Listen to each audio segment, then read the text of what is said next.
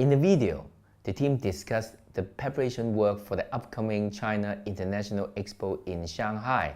Let me go through a few points with you about the meeting. The most important thing in a business meeting is to achieve the objectives.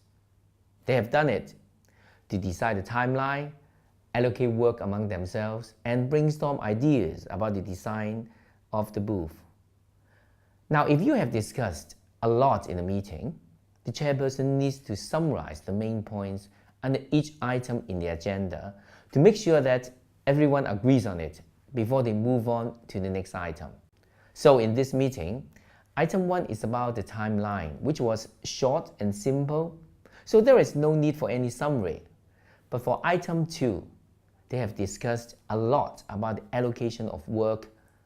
The chairperson should summarize the responsibility of each person, stating who is doing what, and maybe even mentioning the deadline if there is any. And for item 3, they have brainstormed a lot of ideas about the booth. So she should summarize the design and setting of the booth, the invitation of celebrities as the ambassadors, and the installation of some touchscreen panels. Summarizing after each item not only can clarify things and confirm responsibility, but also can help the recorder, if there is any, record details correctly. Towards the end of the meeting, the chairperson should again summarize the 3 items very briefly, highlighting the action that each member needs to take. Now, let's take a look at the language. In a meeting, very often you express agreement or disagreement with others.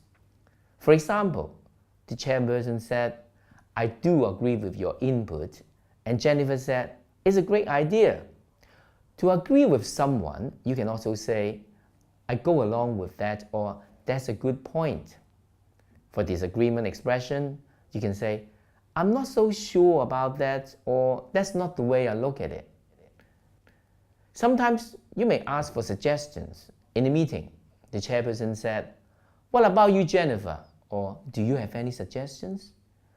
You can see these expressions are very simple, but they are very effective discussion language. What about the participants? Everyone actively participated in the discussion. They expressed their opinions and respond well to others. They also showed enthusiasm towards others' ideas. Now, this is important because you don't really like to speak to someone who doesn't show any interest in your opinions, do you? Can you also see that they all take notes while listening? Recall the things that you think are important, especially the items that you are responsible for. But don't do it on a computer because people may think that you are just working on your emails. Remember, stick to the agenda, avoid sidetracking, and achieve the objectives. Next time, when you attend a business meeting, you know what to do.